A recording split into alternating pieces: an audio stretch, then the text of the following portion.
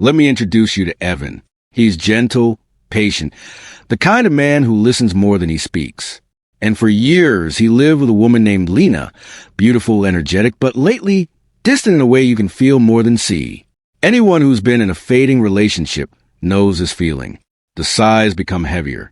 The goodnight kisses become shorter.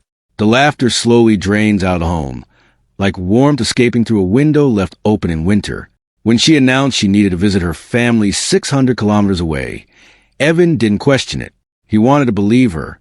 He wanted to believe them, the version of them he still held on to. He helped her pack, watched her get into the car. But something inside him tightened, the kind of instinct you can't explain with logic, only with heartbreak. 3 days later, while grabbing lunch and taking a quiet walk through the city, Evan spotted two people on a restaurant patio. A woman laughing softly, twirling her hair. A man leaning in, smiling at her in that familiar, intimate way. It was Lena, and the man was her ex. As a narrator, let me tell you, there's a specific silence that happens when your heart breaks. Not loud, not dramatic, just a soft, sinking quiet, like your soul just stepped outside your body. Evan didn't cry. He didn't confront her. He lifted his phone, took pictures, and walked away.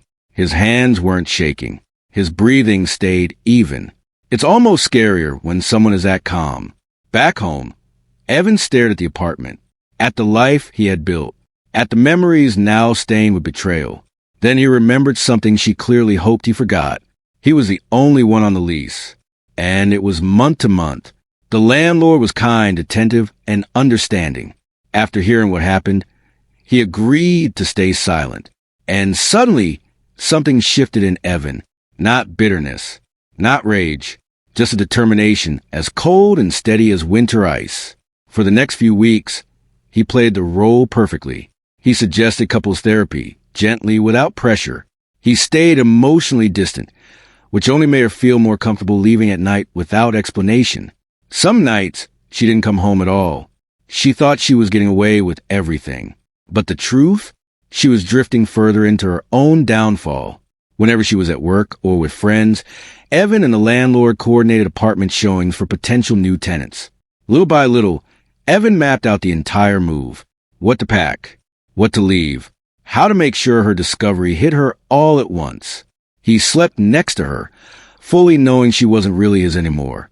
That kind of pain? It leaves a bruise that doesn't show on skin. But he didn't say a word.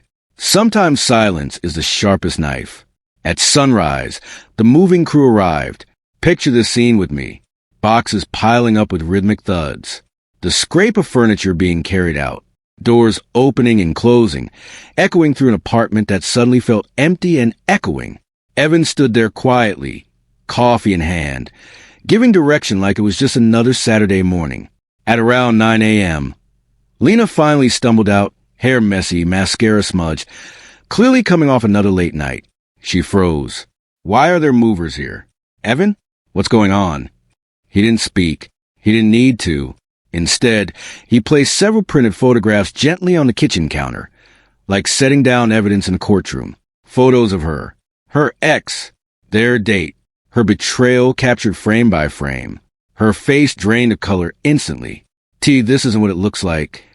Before she could finish, the landlord stepped forward, calm, professional, devastating. You have until midnight to collect your belongings. New tenants move in 2 days. Anything left behind goes on the curb. Her eyes widened. She spun around the apartment. And that's when she realized everything here belonged to Evan. The furniture, his. The electronics, his.